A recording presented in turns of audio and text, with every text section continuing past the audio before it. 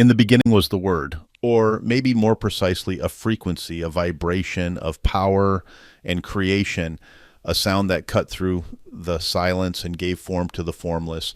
Language wasn't invented, it was discovered.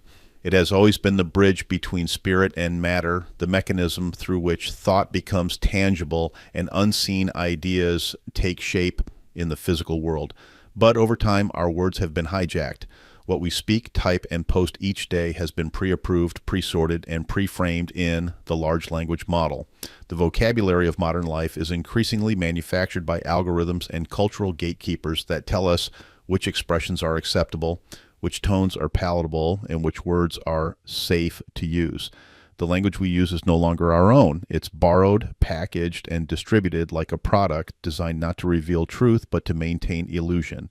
I see then, I describe with my words. No one has the authority to correct my words, for in doing so, they would be circumventing my free will. Pronouns are not necessary when addressing a person with a proper noun. Social media captured the public square. Now large language models are capturing the private one, the interior world of thought. They reflect us back to ourselves until originality feels unnecessary, even risky.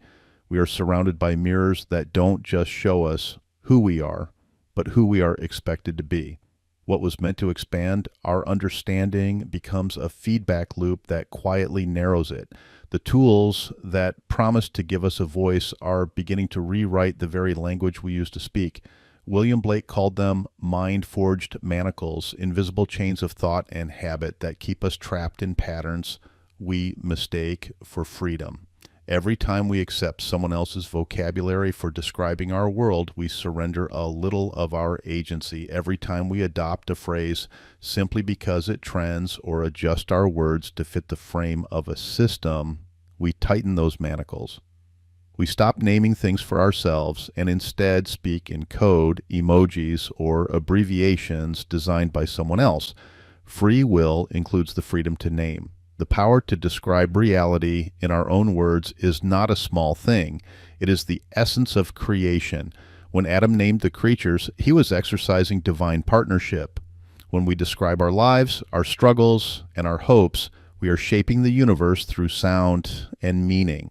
But when language is hijacked, when the words we use are scripted by systems that feed on conformity, our creative capacity weakens.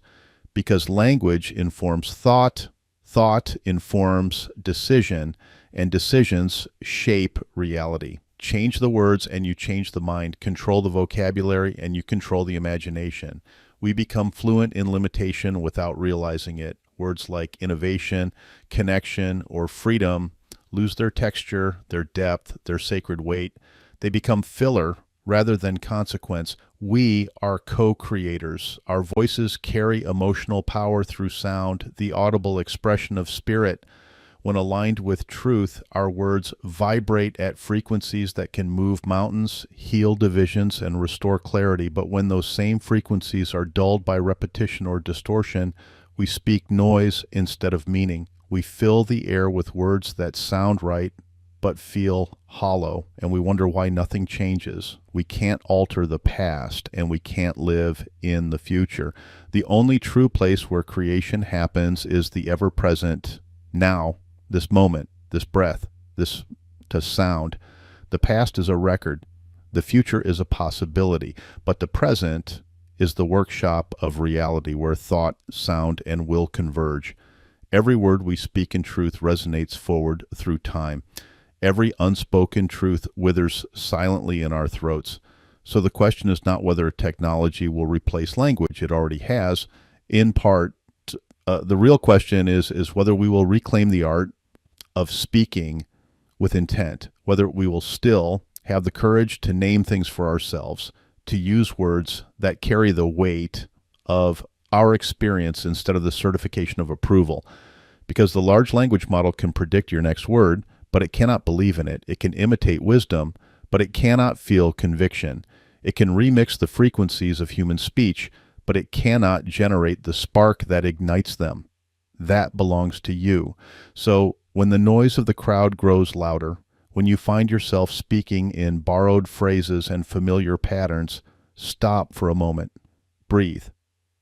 Listen for your own voice beneath the hum of collective language, and then ask yourself, not as a question of technology, but of spirit, where is your voice in the large language model?